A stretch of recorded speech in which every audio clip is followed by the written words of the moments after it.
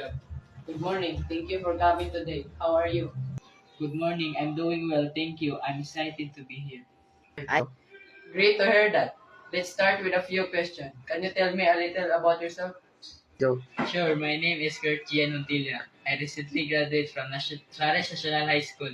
I have always been interested in your job, and during my studies, I worked on several projects that gave me hands-on experience. That's nice. Can you tell me why you want to work with us? I have researched your company, and I really admire the work you do in. Great. What would you say are your strengths?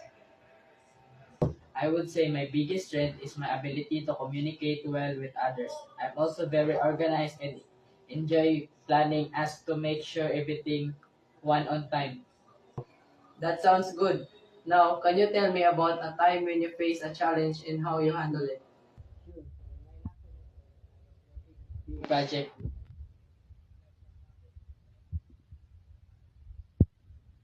meeting deadlines.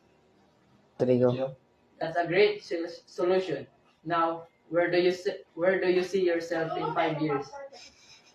In 5 years, I hope to have gained more experience in this industry and taken on more responsibilities. I would like to be in the position where I can lead a team and contribute to big projects.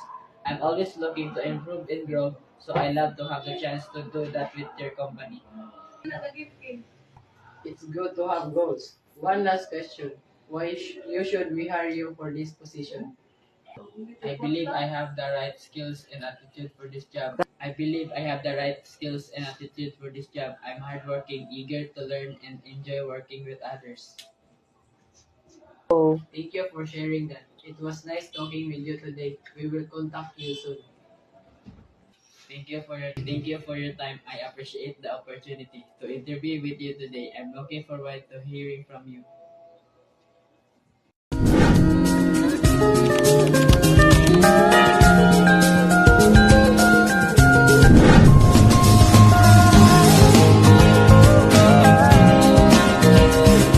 Good morning. I am here to apply for a job.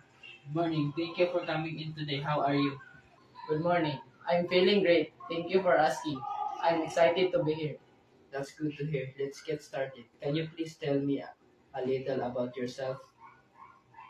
Sure. My name is John, and I recently graduated with a degree in business administration.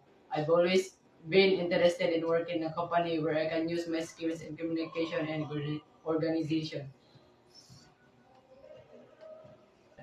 Great. It's good to know more about you. Balik mo ni.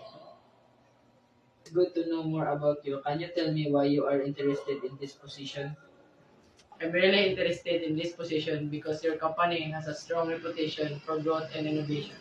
I believe this job will give me an opportunity to learn new skills and contribute to the team. That's wonderful to hear. Can you give me an example of a time when you work as part of a team?